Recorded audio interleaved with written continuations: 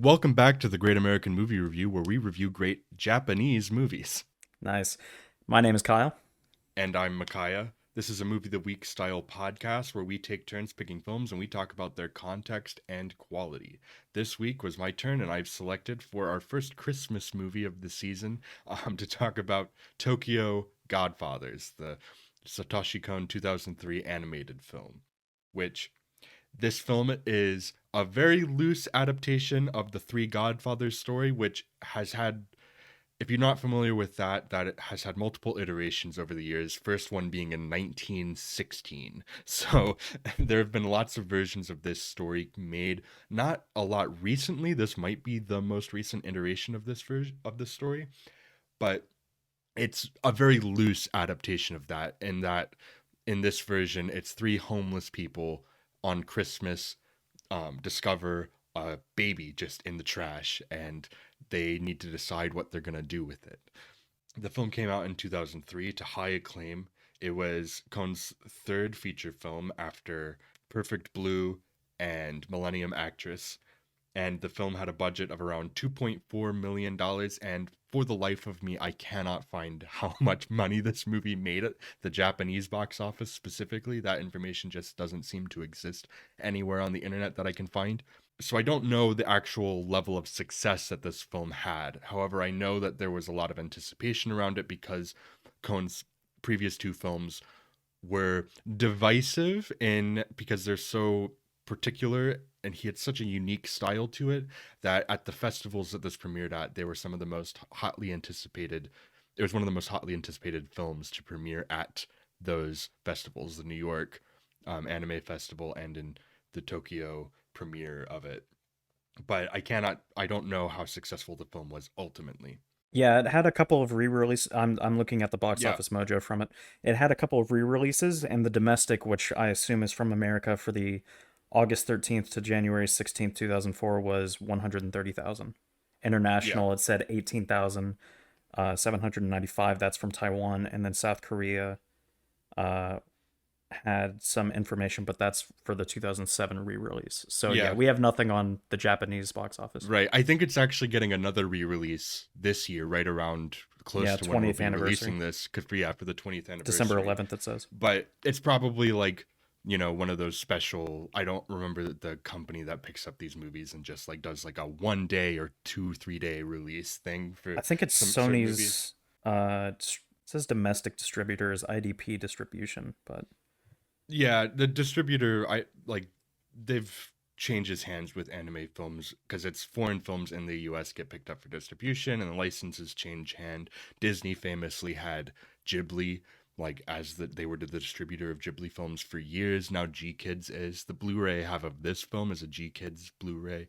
So it really kind of swaps around a lot when it comes to foreign films as they're distributed in the US because they pay for a license for a certain amount of time. right. But yeah, this is our first non-English language film. We've done a couple of non-American films, but they've always been English language.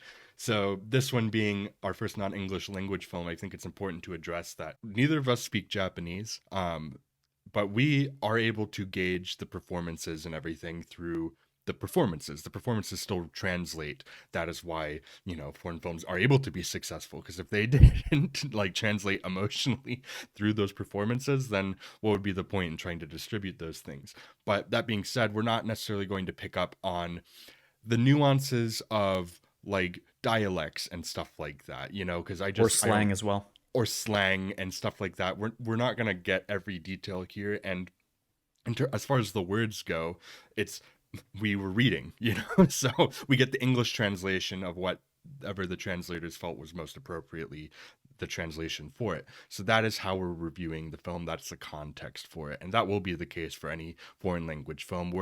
Neither of us are much wants to do the subbed version of it in English. Yeah, we're If not it's doing the yeah, English dubs because, like you said, Disney was in charge of the Ghibli ones, which is how we got like Christian Bale as Hal and Hal's Moving Castle, and like right. Claire Danes as, um, what is her name in Princess Mononoke? Well, Princess Mononoke. Um, she has an actual name, but I can't remember it at this time. But Right. that's how we got those voice actors, and it was the dubs themselves were overseen by English actors or English directors rather. Right. So I'm not going to put Which, much yeah, stock in them figuring out exactly what to say for that. yeah. For directors like Cohn, they're typically well done dubs. So if that's your way to prefer to listen to it, Yeah. apparently those are typically well done. I've heard good things about this dub. But yeah, that's just how we do it on our show. We're just going to watch the original language Yeah, I'm versions not of it. saying don't watch it in the English dub if you want to. Absolutely do that. Go for it. Obviously it was approved by somebody. So, but for the purposes of our show and for our scoring, we're not going to take into account the English dub. Yeah. All right. So this is a film that neither of us had ever seen before. This is my first time watching it. I'm sure Hmm. it was yours as well. Yep. So, I didn't what even were know of your? Satoshi Kon. Oh yeah, well there you go. I've seen a few of his films, but yeah, what did you think of this as your first exposure there? So, I don't like a lot of Christmas movies. I think it's Neither do because I. all of them are pretty derivative of Yes. like the same concept of family and that kind of thing. And all of them have the same feeling. It's basically a formula at this point, a bit like slasher films or uh, horror tropes. There's a Christmas like list of tropes, Right. but this is the best one that I've seen by far. This one gets what Christmas is supposed to be about, or at least the feeling of what you're supposed to feel during Christmas time. A little bit laid back, a little bit relaxed, but excited kind of thing. Not Yeah. not like an excited as in like a happy, but an excited as energetic. Um, but yeah, this one definitely nails that Christmas aspect in my opinion, and probably is gonna be up there with one of my favorite movies. I'd Yeah. say. Um for yeah, I'm kind of with you. I'm as far as Christmas movies go, I'm a pretty big Grinch. I do not like a lot of Christmas movies. I find them to be tiresome and all of just they push so much the holiday magic of everything. What I loved about this film is the way that it manages to balance the kind of the edges of Christmas that we don't like to look at. The this the harder to deal with things of the loneliness when you don't have your family around and stuff like that, but it also manages to have this kind of magical quality to it. There are miraculous moments. There's a great line that I believe it was Hannah, the character Hannah, that said this, where she's like, God works really hard this time of year, but better once a year than never. Yeah. um, and you get these like coincidences that keep happening that make it feel very like in the spirit of the holiday season, even though it's focused on these homeless characters that are all experiencing in some way tragedy from their life circumstances. Yeah, all of Um, them have either lost their home. They're not really so homeless people have no home. But I would say this specific type of homeless is like lost or rejected their home. So it's an interesting take on um, people being homeless. I don't obviously I've never been homeless, but I did have one um, very strong friendship with someone who is homeless. This was back in my college days. I'm not going to name names and I'm not going to go that much in depth, but she was definitely the most upbeat person somehow, even though she was basically going from place to place. And sophomore year, my roommate in my second semester of sophomore year, the roommate that I was supposed to have was never in the room. So I invited her over and she stayed in the room for a couple months, which was really cool. She taught me a lot about homeless people. There's a spectrum. So the people that you see on the streets begging and that kind of thing genuinely isn't all homeless people. Some homeless people are some of the best people in the world and some of the nicest, but it just never gets shown in media at all. yeah. So I'm really glad that this movie brings it out.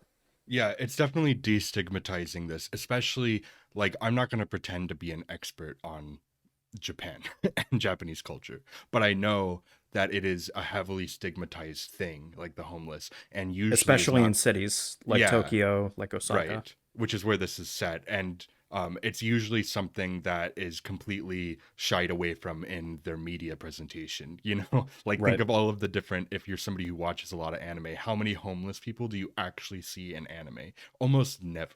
It's because And anime and animated movies in general are like supposed to be idealized versions right. of reality, and like trying going out of your way to showing something like this is really special. Yeah, and that's something that Satoshi Kon does really well as a filmmaker in all of his films.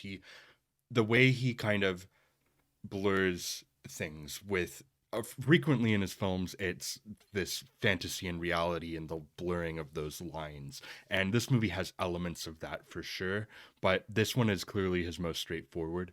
And Most grounded, I'd say. yeah, definitely most grounded, even though it does still have those fantasy elements that work with the Christmas atmosphere. It's light fantasy elements, it's more of like a miraculous happenstance. But yeah, he does a great job at taking these types of characters and exploring them in different ways than even other anime films will do. Because as much as like Western animation has, we don't get a lot of real dramas in Western animation. Not, and if it's a animation made for adults in the West, it's usually a comedy, like just straight up, just we're going for something raunchier with it, Yeah. Whereas in, Eastern animation and specifically Japanese animation, as we're highlighting here, they are willing to have true dramas done in the medium of animation.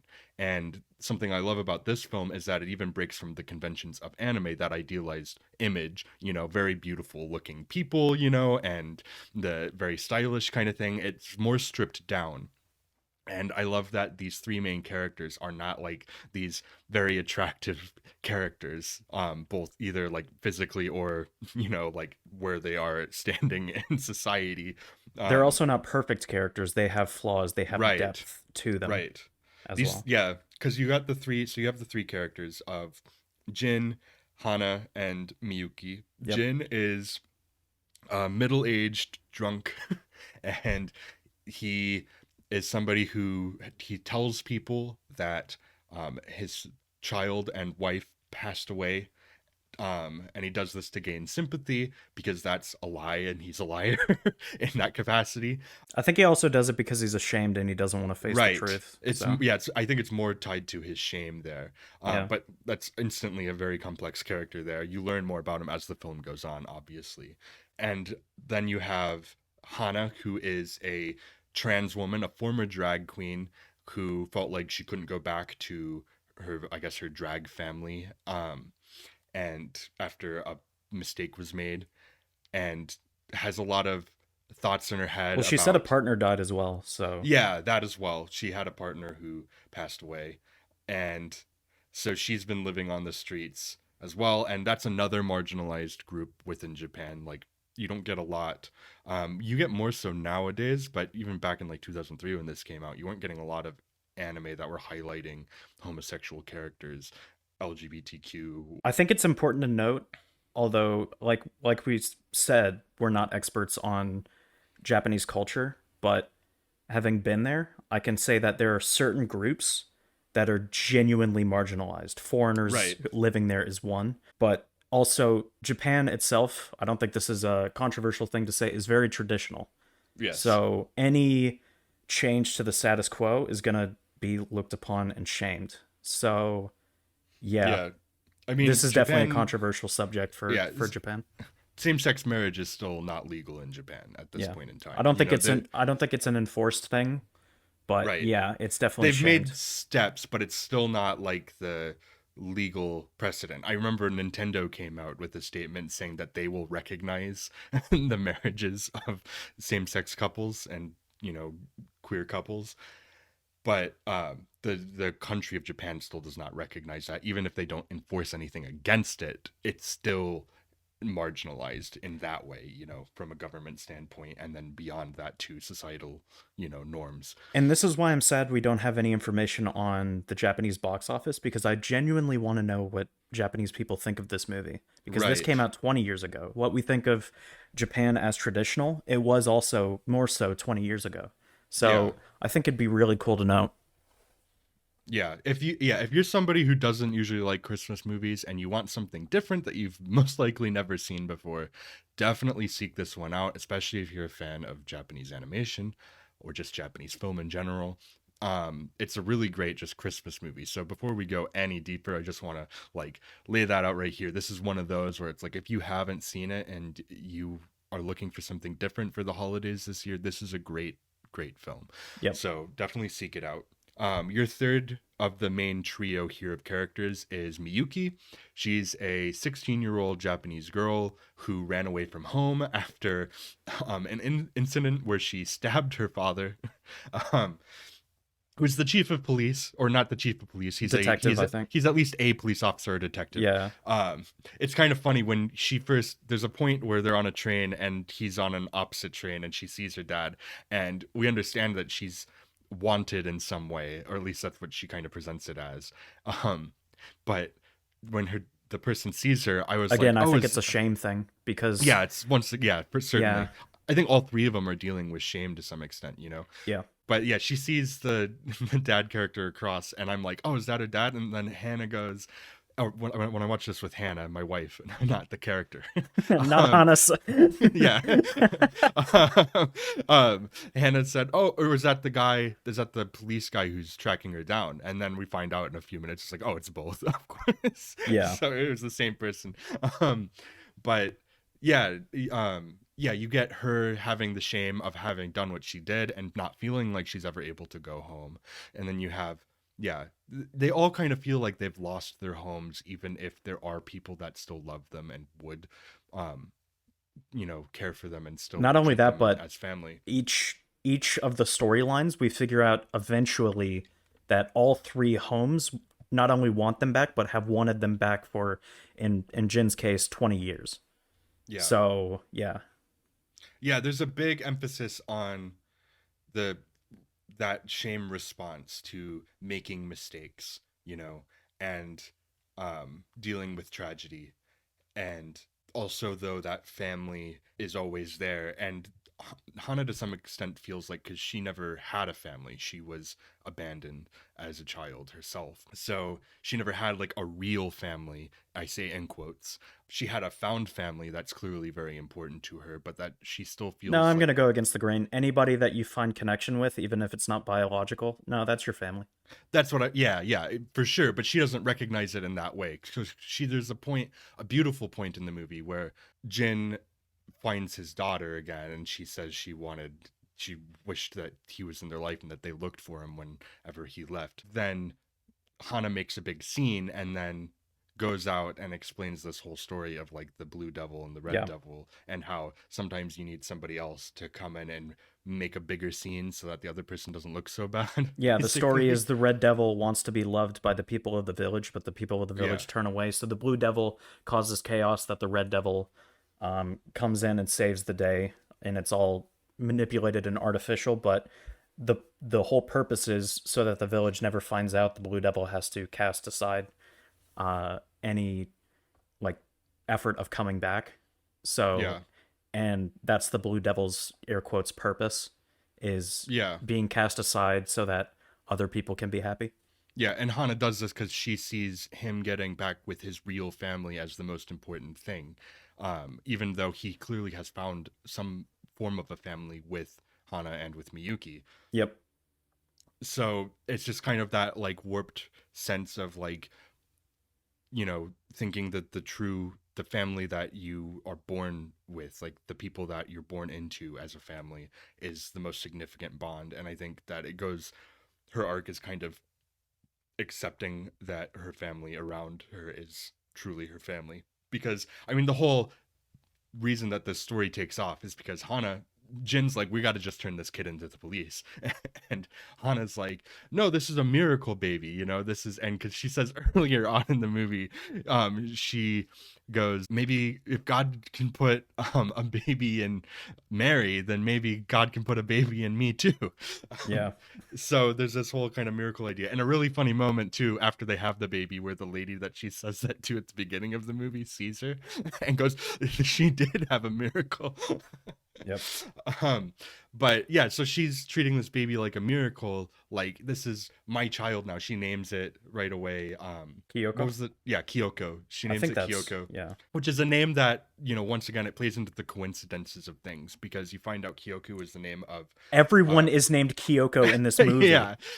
Jin's daughter, her name was Kyoko. The mob And guy's then daughter the mob guy's daughter who's getting married is named Kyoko. Kyoko. And then you find out that Jin's daughter is getting married to this guy. And Cone's films are always challenging. He does not make films that are easily digestible. Even this film has a lot of just challenging concepts, from the fact that your main characters are homeless people dealing with shame and fear and trying to figure out what family even means. And then, I mean, Jen literally gets beaten up by children in this movie, right, and they beat up a dead man.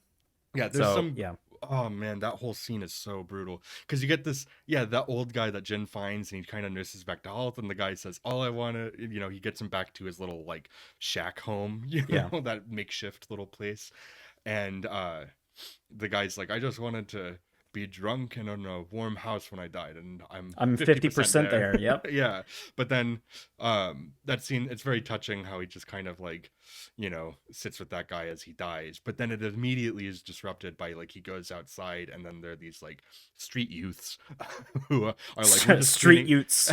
Yeah, we're cleaning up the streets, and by that Yeah. they mean they're gonna beat up these homeless people, and they even drag the old guy out of his box and start beating him up as if he's still alive, but he's not. There's terrific environmental storytelling done in this movie. Yeah, in did very you subtle catch ways. did you catch Health bar? the health bar like Street Fighter? Yes, the windows up When Jen above. gets beaten up, the When window Jin's getting- the yeah. windows behind him start to darken as if Right. it was a health bar. It goes all the way down to half, and then it goes up a little bit after they leave him alone. Yep.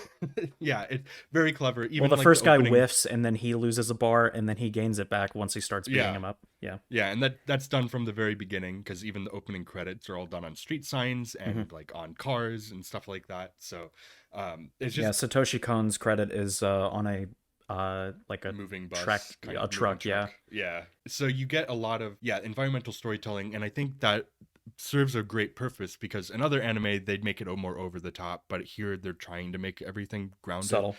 The whole world design too, like the backgrounds and everything, are so detailed and accurate to Japanese locations and stuff, because they go out and they model these things, the character movements and stuff, which this is a common practice for animation in general. Mhm. But they dressed up in heavy clothing and shot film of them walking around in heavy clothing and different type of movements, so that they know how to animate those movements in that type of clothing that they're wearing, so that they can make it look as realistic as possible. That being said, the way that they divert from realism is also great, because particularly in the characters' expressions, the characters are so expressive in this film.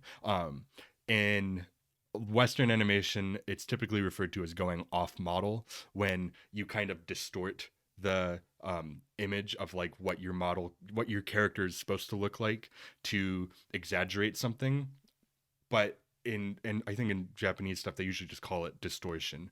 Yeah. So they do a lot of that distortion in this film, particularly with their faces and the expressiveness of them, which I think works really well as a contrast to the hyper realistic environments in terms of like the drawing and the lighting and everything that they put them in.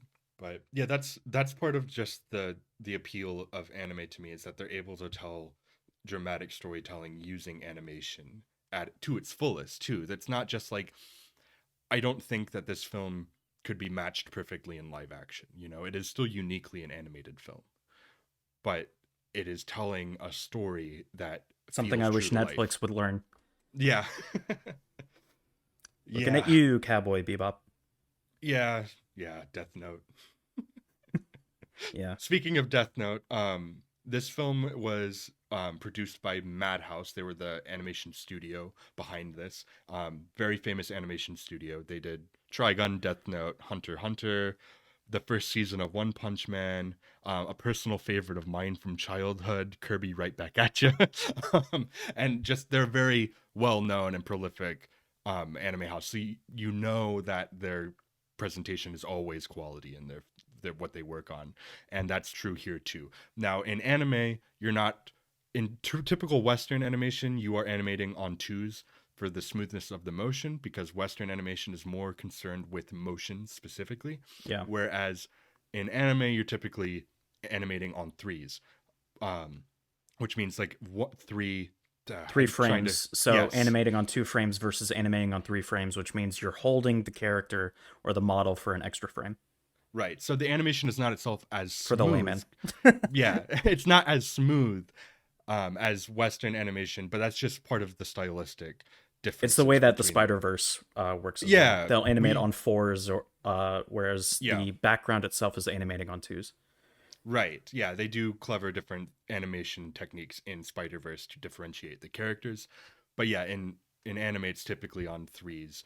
And so that's just part of it, but that's because anime is more focused on the energy of the moment versus the motion of it.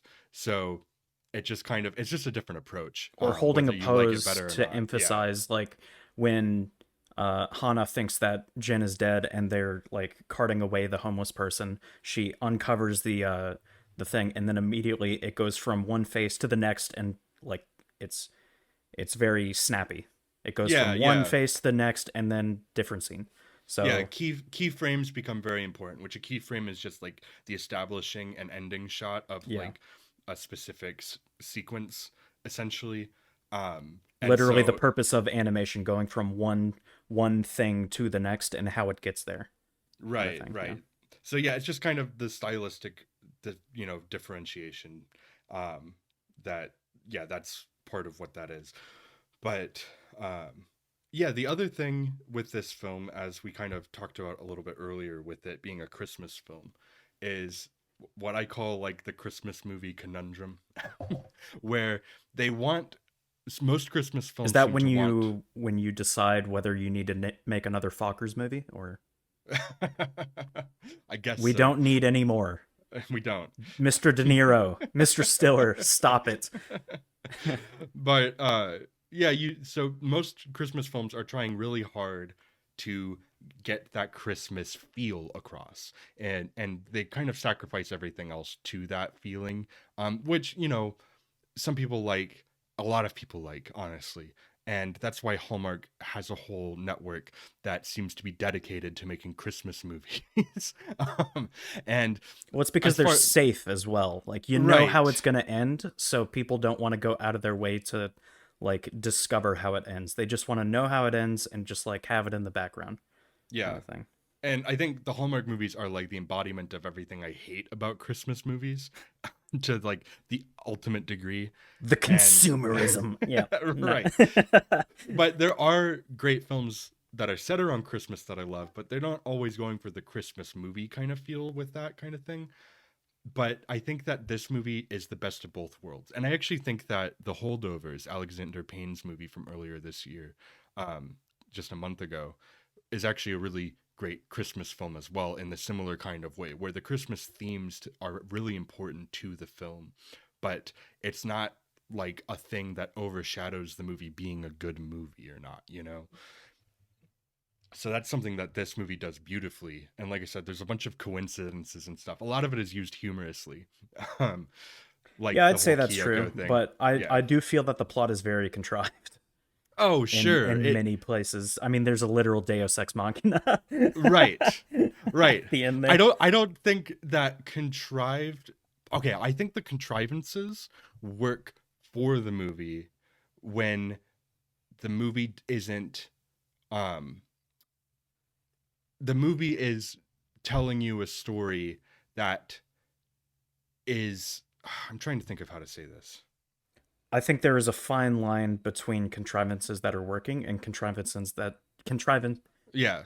that Something don't being work. contrived is not inherently bad. Story contrivances exist for a reason. There are certain But it's things that very our difficult to brain find likes. it being a positive. Right. Usually, if you're like, this feels super contrived, that's not a good thing to say about something because it feels like it was manufactured.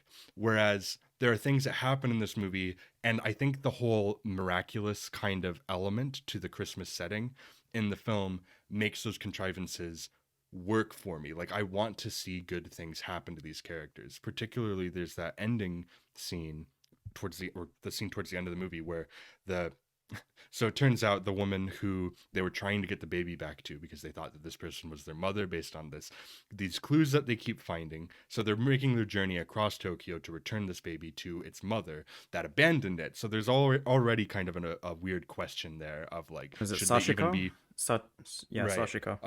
Should they even return this child to its mother that abandoned it? Because why would she abandon it?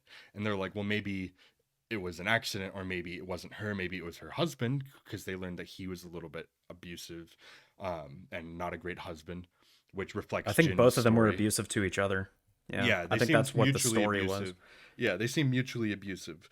And but you learn more and more about this family, and then by the time that they encounter her, the Hannah is saying on the bridge, like, "Oh man, I would just be throwing myself off this bridge right I now would if have I had taken been off in my this slippers, giant." stood on the Like, guardrails, and then just threw myself off. and And as they're she's doing walking that across exact the same bridge, thing. yeah, she's doing that exact thing, and then they go and stop her from doing that, and then find out that that was her, the person that they were looking for the whole Yeah. time. But then they find out that that person was not the mother, that that person actually stole a baby I because she had think a miscarriage. Sashiko, yeah, miscarried. Yeah. And so the connection of having lost a child, she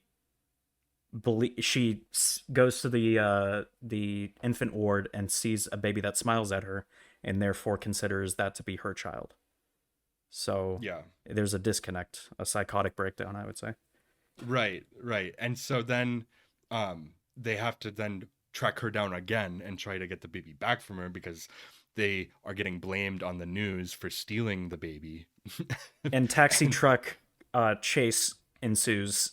yes, a whole action sequence, which is great because they say throughout the movie, it's like, well, we're no action heroes, you know, and then they basically become action heroes in that one scene where they're This all trying to felt very just what's the name of the movie? Like The American Babysitter or something like that, the 80s movie.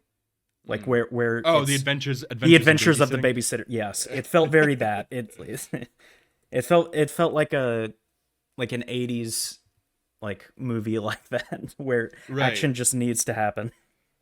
Yeah, Adventures yeah. in Babysit, yeah.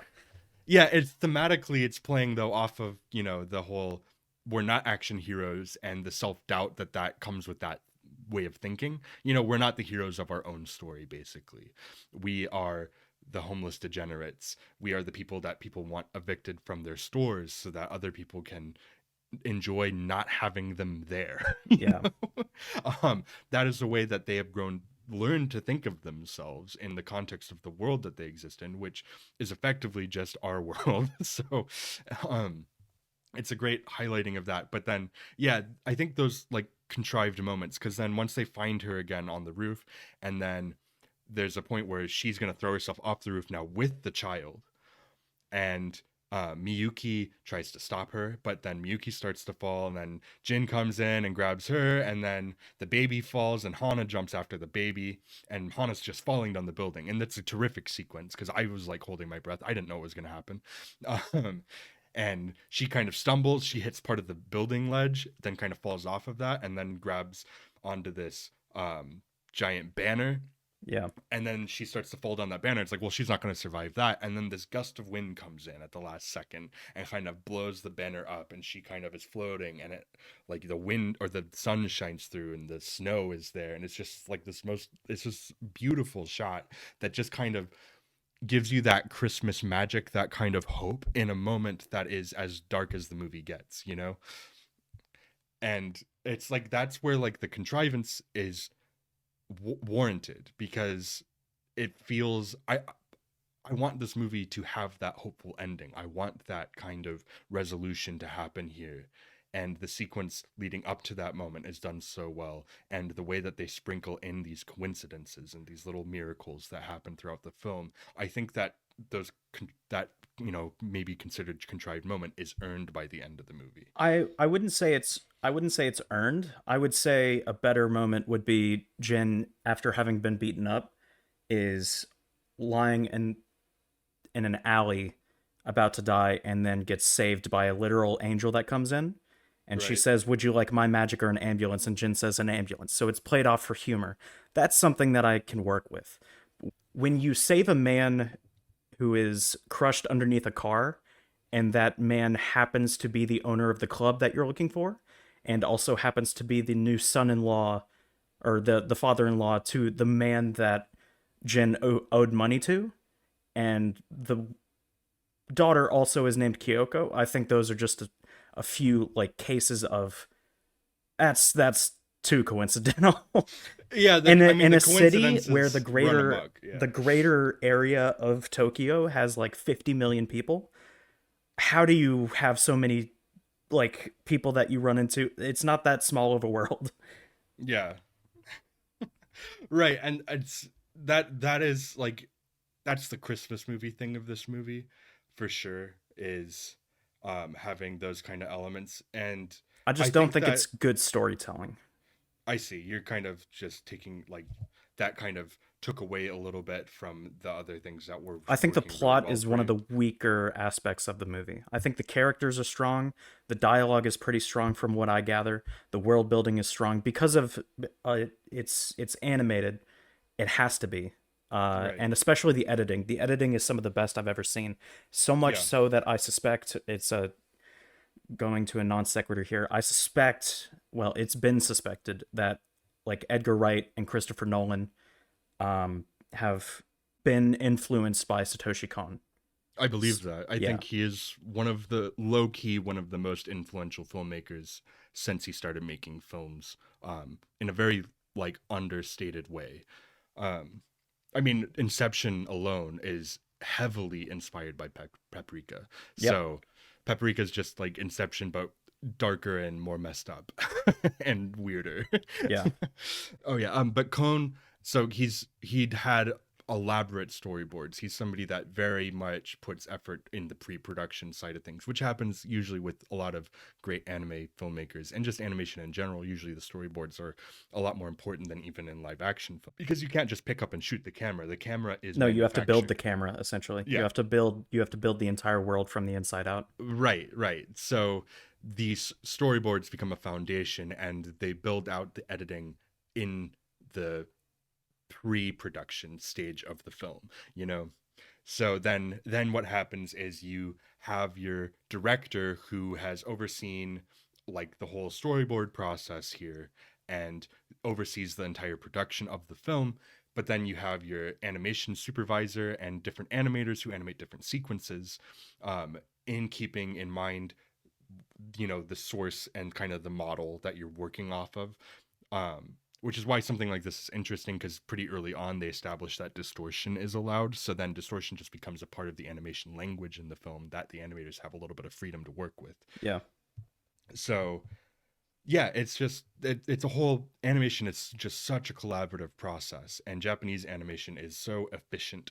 There are controversies within animation studios in Japan that I am not the most well versed in, but in terms of payment and overworking people and stuff. But that's just that kind of goes into some of Crunch this. culture. It Yeah, crunch occurs culture. very very heavily in video game culture as well. So yeah, Yeah.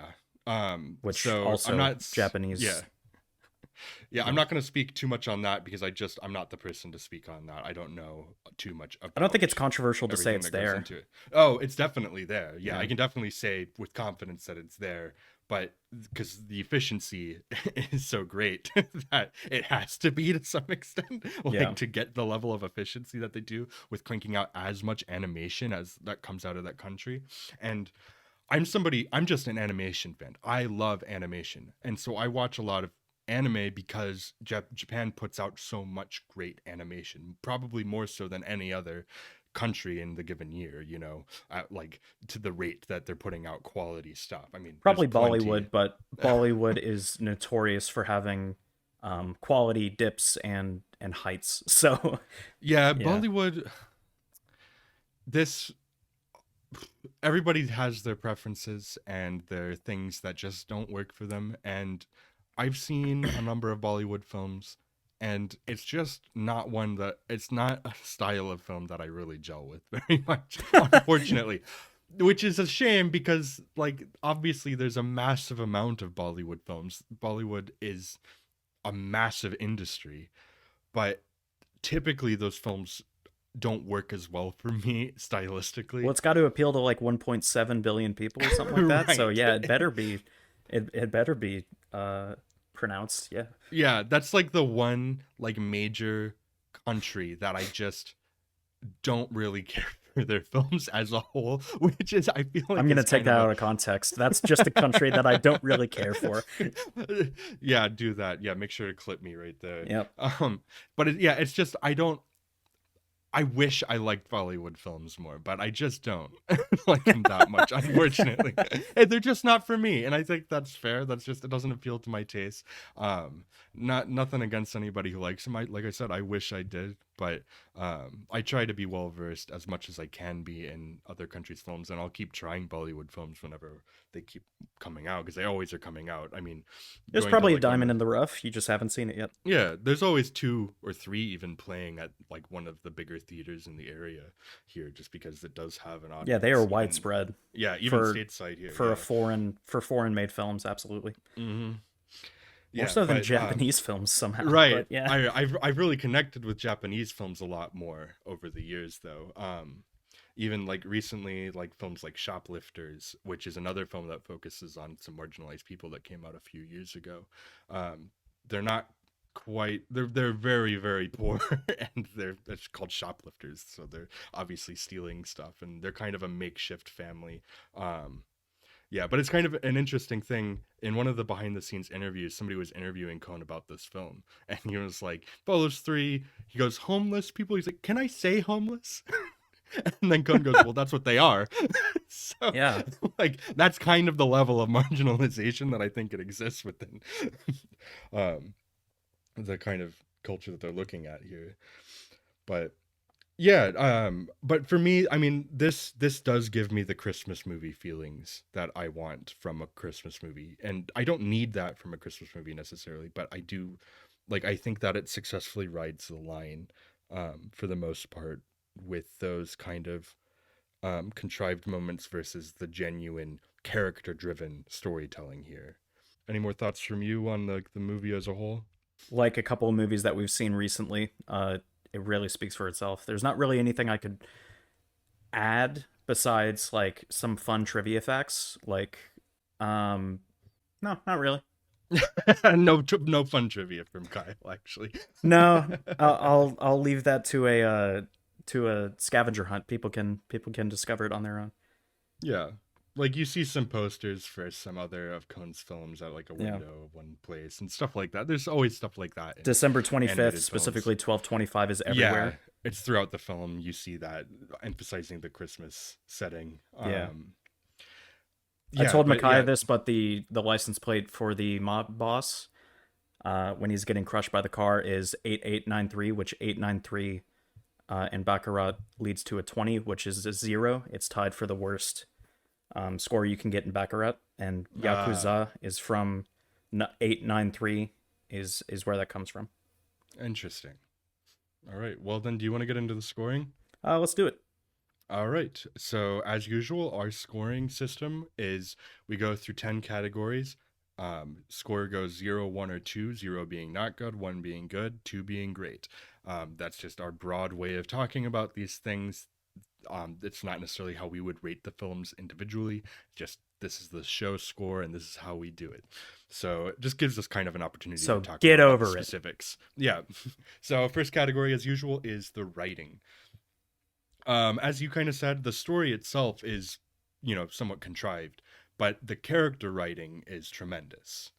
I think the Um, dialogue is tremendous, but I think the plot is still its weakness to me.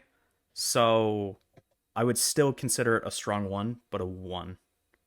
okay, I think I would bump it up to 2, but I'll go with you to 1. Because and I can explain this. So more so in animation, editing, visuals, as well as characters in the world building lend to more writing than in live action movies.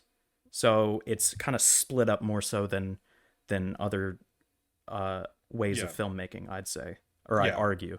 So I think that the writing that is done well in this movie is more so not the plot, it's more so the characters and the editing. right. No, I'm like, because I think that the individual writing, like the actual dialogue and the character writing and their journeys, are written really beautifully in this film. But it does have kind of what we've talked about, the Christmas movie contrivances to them. And the broad strokes of the plot are broad strokes. Yeah. So I think that for me personally, I think the character writing and everything would get it to a 2, but I'm not gonna I can't deny that the contrivances are there that aren't typically in other types of films other than Christmas films. Like these are very much Christmas film contrivances and kind of things that are played for comedy a lot of the times, and it worked for me. But also I understand what you're saying, and I kind of agree in terms of the overall. So yeah, next section is world building. As a man who's been there, this is one of the best depictions of Yeah. Tokyo I've seen. Yeah, they really put an emphasis on making Tokyo not A look like, yeah, lively as well. lively, and also not look as beautiful as we've seen it Yeah. presented in so many other things, because Tokyo is obviously such a huge city, and we've seen so many anime that specifically very accurately represent Tokyo. And this one really emphasizes more the back alleys. It has the glowing of the, vending machines and street lights at night, and just trash piled up along the sides of the street, and in these back alleys and stuff. It's just like you really get this feeling of Tokyo from the perspective of people who just live on the streets. Yeah. And I think that it's done very beautifully. I'd give, yeah, world building a 2. Speaking of trash, one of my favorite comedic bits is he goes to the police station and the police officer says yes, and he says, "I'd like to throw away some trash," and he holds up the bucket and he says, "I don't think I'd fit, Jen." Yeah. That's one of the better jokes. That's really good. Yeah. Speaking of Jin, characters is our next category. Easy Um, two. easy 2, easy 2. One I of the think, easiest twos we've had so far. yes, Jin, all three of these main characters, Jin, Miyuki, and Hana, are all very well fleshed out. And you really feel for them as you kind of peel back the layers on these characters through the film. Hana, in particular, I think is one of the great kind of motherly characters that I've seen in a film, representing such a dynamic range She's such a of drama queen. I love it. she's so gentle, and then so just like, I'm gonna hit you over the head, um She's like, and "Oh, just leave me be. Take the baby." And it's like, "Oh, there's a cemetery. Oh, but I've got some life left in me." yeah, and I don't know if it's an implication that she has AIDS, because she is coughing up blood I throughout think the there, movie. yeah, there's a strong Yeah, implication. because her like drag mother, when they go visit them, Asks if is Ken, her partner, died of her AIDS. partner died of AIDS, and she said no, he was an accident or Yeah. slipped on something. I don't remember exactly what it was, but it was some it was some unfortunate incident, not Yeah, and like then the mother says, specifically "Oh, AIDS. nah, the frailty of life." Yeah, but yeah, Hana keeps coughing up blood throughout the film, She and it's definitely not has a specifically, disease. yeah, it's not specifically addressed, and one would not be in the wrong place assuming that it might be AIDS, especially given the time period. This is still the early Side 2000s. tangent, the doctor had like a brace on his leg. Was that addressed ever? Or I I don't don't know if you remember, think it Jen looked down was. and saw that he was kind of limping and had a brace. I don't think it's addressed at Yeah. all, and I have no idea what that was about, but Yeah, and that's kind of an interesting thing too, because that doctor, I mean, he's very kind, and then you find out that the nurse there at the office, that's Kyoko, Jin's daughter, yeah. and then Jin finds out that she's engaged to the doctor, who's like much older than her. That's Kyoko. Do you have the slightest idea of how little that narrows it down? Well, Kyoko, Jin's daughter, Yes. and she's engaged to this doctor, and it's kind of like this weird thing of like, you haven't been in this person's life for 20 years, and now you have to have an opinion on this much older guy that she's marrying. Yeah. Like, that's kind of the challenging aspects of like character dynamics in this film, that you get to like see characters kind of have to process things like that in a moment, But I where it's like, appreciate it yeah, that it's like an immediate reaction. It's a reaction and then it's a coming back down kind of thing. right, yeah, Where he's exactly. accepted it obviously because he hasn't been in her life at all. So, Right. yeah. How much can you say about that when you haven't even been around as a father yourself, Yeah. Yeah, it's such emotional complexity in these characters. It's wonderful. It's one of those cases he's her father but he's not her dad Yeah. kind of thing. Yeah. um directing from Cone here. um I think this is a pretty easy 2 for me from a directing standpoint. Yeah. It's I'd just an say extremely well done film. I think it'd be interesting to see the more animated movies we go over. I think the ones we're talking about are almost always going to be twos when it comes to directing. The Because, animated films. yes, because animated films require an intimate version of directing that Yeah. you don't really get in live action. So it kind of has to be good directing. Yeah. There Obviously, are we've seen that plenty. from Brad Bird and his Yeah. movies, but yeah, There are plenty that I would not give that to, but yeah, the ones that we're going to be highlighting on this show as like great animated films emphasizing, yeah. typically are great, are very well directed films because I they think a kind of movie have like to a be. Turbo or a Boss Baby would get a 0, but I don't think. Right. I don't think we're going to be going over those. Uh, Yeah, you like just wait. okay, okay. You're like, I'm going to pick them. Let's see. Acting. The I acting never miss is an opportunity to tremendous. bag on Alec Baldwin. So All right, acting in this film is great. Voice acting across the board. now this is I something I can say with absolute certainty. The more Japanese movies we go over, the more twos are going to be thrown for acting because Japanese voice acting is the best in the world. it's so good. Yeah. Specifically the girl played Miyuki. She had never voice acted in anything before. This was her No, first they time actually doing that. that is a little bit of trivia. Even these voice actors are much more well known for their live action Yeah. movies.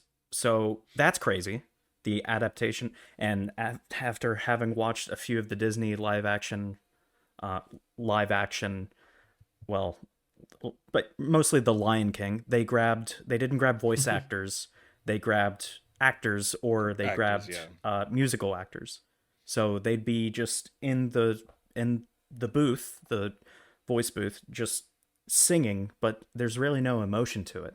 So, and Yeah. it's hilarious to me because the Japanese dub of The Lion King 2019 is so much better because Really? they grabbed actual voice actors even for the Right. singing. That makes So yeah. sense. Yeah, it's kind of yeah, I that's what something in Western animation, I feel like Pixar's still done a good job, even though they do some stunt voice Doo doo. acting casting. But they do stunt voice acting casting every once in a while. But typically, their voice actors, even though they might be more known for live action acting, are still the best actor for the role that they're going And that's for. the way that they're directed Like because getting Pixar, Albert Brooks for Finding Nemo, yeah, up until recently, Pixar had some of the best animated directors in the world. So, Right. like a Pete Docter, like a John Lasseter kind of thing. So, Yeah, right now they're kind of in a refocusing period where they're trying to expand the range of the directors, so it's not the if it were same a like sports franchise, four or five I would say guys. it's rebuilding. Is the Right. kind way of saying it. They're building something new. I've really enjoyed the last few years of Pixar films, even though I don't think it's been up to the extremely high standard of quality of what they've done in the past. But I think that I've enjoyed the different types of stories that we're getting from different filmmakers, and done at the level of Pixar films, even if they haven't all been winners in the same way that they were in the past. Well, they're also But in well, financial turmoil, I would say as well. Is a yeah, huge thing, especially for animation because it's so expensive. So, right. yeah. Yeah, Pixar's always pushing the cutting edge on Yep. animation techniques and Especially for technology. 3D So, animated movies. right, right. Pixar is the gold standard for 3D animation. I still have like if the majority of movies that were animated that came out each year were 2D, I'd be more than happy to Oh see that man. go back to that because I think that other studios, even Disney Prime, Especially Disney Prime. like just Disney animation studios itself, I would love to see go back to 2D because it just kind of for me it just kind of pales next to Pixar because while the quality, I say in quotes, of their animation has gone up to par because they're using the same technology and they even have a lot of the same animation stuff going on, the Pixar filmmakers are doing more with the actual filmmaking as far as the 3D animation goes. So the Disney stuff always pales a little bit to me, even next to the Pixar stuff, done at the same greater corporation with a lot of the same people working on these things. So I wish we would go back to more 2D animation, especially I think Disney, Pixar could pioneer a new era of 2D animation, if they wanted to. I especially guess. because Pixar has been slipping and DreamWorks has been going up. Has So, DreamWorks been going up? Would you say that with Ruby Gillman coming out I would this year? say relatively I wouldn't say DreamWorks has relative been to going up. Pixar, I would say. Okay, if Pixar is at a 100 and DreamWorks is at a 50 normally, I and don't now think Pixar is DreamWorks, at a 100 now.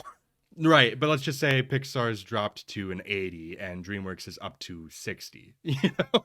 Like, and I still wouldn't even say that. I think that DreamWorks puts out as much slop as they do occasional good ones. It is Like a Puss bit in like Boots 2 is Pepsi and great. Coke in like the 1980s. Pepsi, it wasn't even remotely close to neck and neck, but the culture was there for Pepsi. Even if they didn't ever meet them, they were still the talking point of the 80s, especially with things like New Coke and that whole debacle. Yeah, Sure. I would say it's closer than it ever has been, and I think that should be scary to Pixar. Perhaps. I think Disney just needs to get their house in order with all of their stuff right now. So Literally everything, but please. that's a whole side tangent. Acting in this movie's a two. Yep. Visuals. The visuals are beautiful in this film. I mean, the animation style is once again the animating on threes kind of style of animation. So some people might not like be as drawn to that, you know, if you're not as drawn to Japanese animation. But if you watch a lot of anime, it's par for the course. And I think it's beautifully done. What are your thoughts on the animation specifically? So it's funny. For the first like 20 minutes, I wasn't impressed, but I think that's because we take like Miyazaki's films and just Ghibli films in Right. general for granted, because those are some of the most beautiful films ever made. And but it took me exactly like 20 minutes in to realize what I loved about the and it's the facial expressions. I've never Yes. seen facial expressions like that, and I've Absolutely. never seen some shots like that. Yeah. So yeah, once I got it, I was hooked. Yeah, I think that I kind of feel the same way actually. I think that I really grew on the way that the animation was in this film as it went on. This is the first Um, animated movie that I think got more beautiful as it went on. yeah, because I mean, Ghibli films have like a much higher budget, usually like four or five or even more times the budget of this film had, you know, True. because Ghibli is like It the was a most household name in the prolific. 80s, Yeah, so yeah, it's gonna have. Ghibli is still a household name. Yeah. So, even though they haven't been putting out nearly as much as they used to Yeah, after what Miyazaki, they're well, Miyazaki's last film was Wind Rises before the well, movie he's not currently working on. right, that one's gonna come out next month, or this month, I guess. Yeah. But yeah, but yeah, so Ghibli as like the standard bearer, I think that somebody like a Satoshi Kon really does like just get what he's working with and is able to work within that so beautifully. And like you said, the facial expressions are just so expressive and great. I couldn't give this anything less than a two personally in visuals. Yeah. Agree.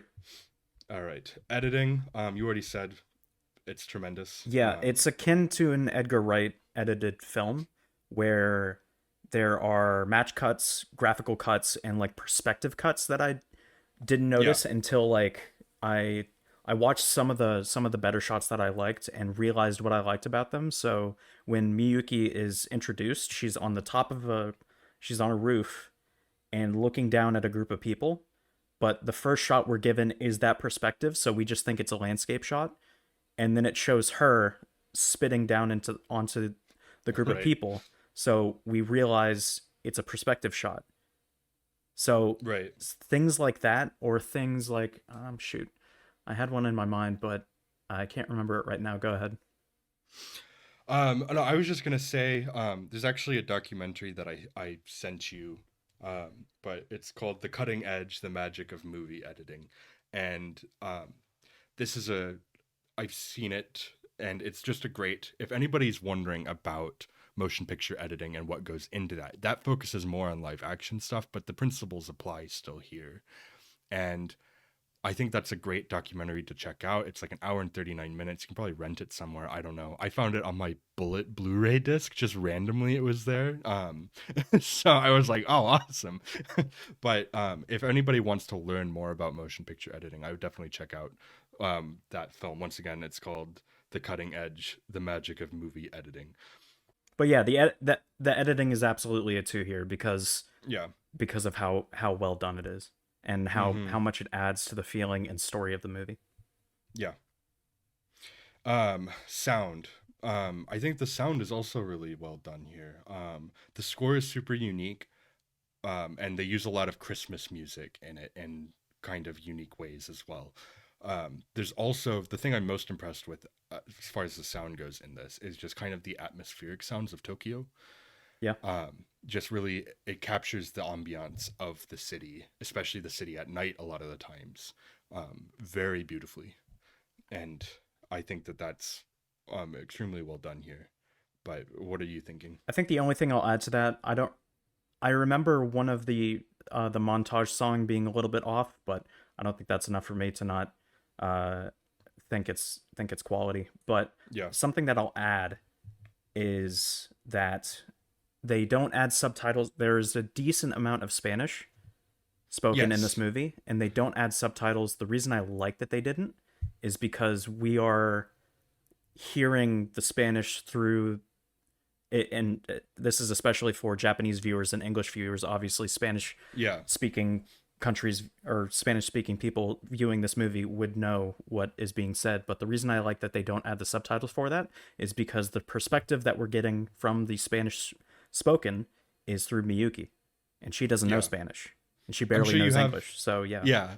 I would bet that you have like far less Spanish speaking people in Japan than even in I America. looked it up because I was So, curious. I actually, when I think his name is Mario, when Mario started talking, when he kidnaps Miyuki, I thought for a moment that he was speaking Portuguese because oh there's yeah. a decent amount of the foreigners living in Japan are or are from Brazil. And that's how Interesting. you get Brazilian jiu-jitsu is Okay. based on the fact that a decent amount of the foreign population is that, even more so than Americans actually. Three Yeah. times the number of Brazilians than Americans in Japan. So That's really fascinating. yeah, I think the highest Spanish speaking country would be Peruvians. So people from Peru. Hmm. And even Interesting. that is like 0.5% or something like that. Right. So Right. yeah, it's few and far between. I they they say in the movie, in a news reporter or in a news report, that the hit that Mario does or attempts to do on Ota, the mob boss, they say that it's like a gang war. So I don't know if it's. I mean, Mario and his wife are living in a like a slum, I would guess. So I don't know if that was the case. I don't really know the relationship between those two people. So it's not Right. explicitly stated in the movie. So I have no idea why Yeah. Mario's there, but it was just kind of cool. Yeah, it was just kind of another thing that was happening to them, Yeah. on this crazy kind of few days that they're dealing with. It's just, oh, they're invited to this party, and then the person that they invited them to the party because they saved his life was a mob boss. And then while he was there at the party, the guy who's getting married at this wedding, which is, it's not a party, it's a wedding, is the guy that Jin owns money to. And then the guy that Jin owes money to jumps in the way of the shooter who's disguised as a woman, waiter, and gets shot and takes a few bullets. Yep. And then you get the complexity too later of Jin finding out that that guy survived, and he's thankful that the guy survived because he's like, it was my issue that I gambled away my money and then owed this huge debt to him. That's not his fault, I think it's that also a case of like a heat in the moment type of thing. Like he was so yeah, angry he was probably going to kill him, but then like calming down, he realized, right. good, good, Because it's glad right he's not when dead. Jin's running at him with his bottle, Yep. at the same time that he gets shot. It's just, there's a lot of stuff going on in here that I think is just so terrific with all of that. But yeah, sound is a two. Um, so for genre, this one's a hard one to place specifically, but then we kind of talked about it and we were like, the thing that's consistent across this type of movie is the Christmas theming. Yeah. Because Christmas movies are kind of their own thing, and they really do frequently blend drama and comedy, and And this one does so action and successfully. yeah, and action Right, as because well. I would call this a dramatic farce, which is kind of a weird thing to call anything, but it kind of is that. It is a drama in its storytelling, but there are a lot of like those coincidences and everything that keep happening. It's very farcical in its attitude, despite its dramatic storytelling. And I think that the only other movies that are kind of similar to that contextually are American films. or not. I said American films. I meant to say our Christmas films, Right. at least in America. Um, And it's difficult for and me to unseat the throne of best Christmas movie from A Medea Christmas, but I think I'm gonna have to give it to Tokyo Godfathers on this one. yeah, this is, as far as Christmas specific films go, this is about as good as you're gonna get. It Yep. has those heartwarming moments. It has the complexity, though, of the holiday season as well. That I don't like it when Christmas movies kind of skirt over that, Yeah, the best because I Christmas think films that's that important are things. frequently brought up, like a Die Hard, not even about Christmas. So that should Right. tell you everything you need to know about why Christmas movies suck. Right. Like A Christmas Story is a great Christmas movie, but that movie is also just kind of a series of sequences that are loosely connected by the theming of the holiday season, Yeah. you know? And so that one, it still doesn't do, like, it doesn't hit on the harder side of Christmas at all. It's, as far as light, fluffy Christmas movies go, I think that's about as good as you're A gonna get. Christmas Story is talked about so much, I have lost all like desire to rewatch it. Yeah, it's like I don't want to watch it anymore. No. Like it's not something I just like I want to Like watch all the TBS time. plays it for 24 hours on Christmas Eve and Right. Christmas Day, and I hate it. Right. I It's one of hate my it now. dad's just favorite movies, period, too. So we always end up watching it, at least when I'm with my family, at least once. At least once. I can't But say. that's right. That's the kind of light, fluffy Christmas movie I don't really go for anymore, but I still think that's like the best of that type of Christmas movie. If that's, makes sense. Like it more, movies like this, and like I said, Alexander Payne's recent The Holdovers, that do kind of have a more full spectrum look at Christmas Yeah. and the holiday season. So I think that this is a 2 for genre. Yep. Okay. Impact. Impact for this specific This film specific film, yeah, is what I would argue, is, because we've done in the past where we've covered great directors, but I think we still ended up just giving the impact to the film. yeah. I'm wondering, because I don't know anything about the Japanese impact of this film, because I'm not Japanese. I don't live in Japan. Mhm. It's hard to find information on even the box office We could for do it an in American Japan. centric So style. if we're We've talking, literally yeah, always discussed American centric. Like when we talked about In Bruges, that is an English film, but we always talked right, about it from the perspective of being Americans. true, yeah. So I think that from an American perspective, I hate to say it, but this might be a 0, just because it's Yeah, so unknown. I think if you took in the Japanese perspective, it's probably a a 1, one. Yeah, just because Kohn's films, I do think all to some extent, and in film communities too, are held in a certain regard, especially since there are so few of them because he died so young. yep. Um, And I think if we so took into account directors, there's not a lot of zeros when it comes to directors right, because they keep right. directing movies. So Yeah, but I think from an American perspective, I unfortunately would say that this is a 0 yeah, and deserves to be seen by more and more people, though. yep. Okay, so you agree with that? I agree with that. I was thinking a one originally, but we kind of have to like figure out what we're talking about when it's I who think is it if impacting and yeah, what we're discussing when it comes to impact. I think if you did Perfect Blue or Paprika, you'd be talking about a greater influence in American films. Yeah, I'd say so. Um, but this one in particular might be his least seen for American audiences, least well known just among his, once again, very limited filmography, because Millennium Actress is also great and highly regarded. Hmm.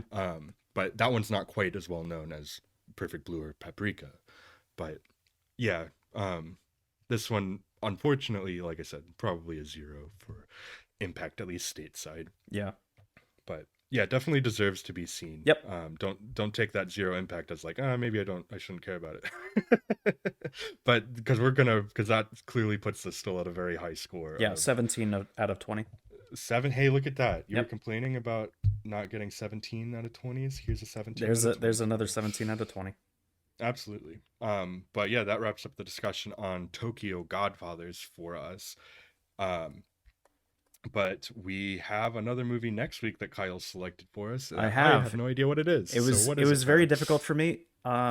This is kind of a last minute pick because I realized that you picked the quintessential Christmas movie. So I'm gonna go back to the things that I know and like, but we're only gonna go across the bay to South Korea. Okay. We're going with a Bong Joon-ho movie. All right. We Which are one? going with Snowpiercer. Okay. Okay. Interesting. Still So it's kind of kind of wintry, but one of his more American produced films. yes. Yeah. I saw Snowpiercer once. So I have seen it, and I've been curious to watch it again Well, it's been a because while since we had a movie where both of us saw it. I yeah, think so. yeah, Yeah. but here's the thing, I didn't like it that much. Hmm. So of Bong Joon-ho's films that I've seen, that might be my least favorite of his. But I've been wanting to go back and rewatch it since I've become more familiar with his other films. Right. So I'm yeah, yeah, absolutely. All right, and you got the winter setting. Yep. That's good, you know. All right, well then, yeah, that'll do it for this week's episode of Great American Movie Review. We're also available on Spotify and Apple Podcasts. If you prefer us in audio formats, check us out on social media at Great American Movie Review or at Gamer Podcast. And yeah, thank you for checking us out, and we'll see you at the movies.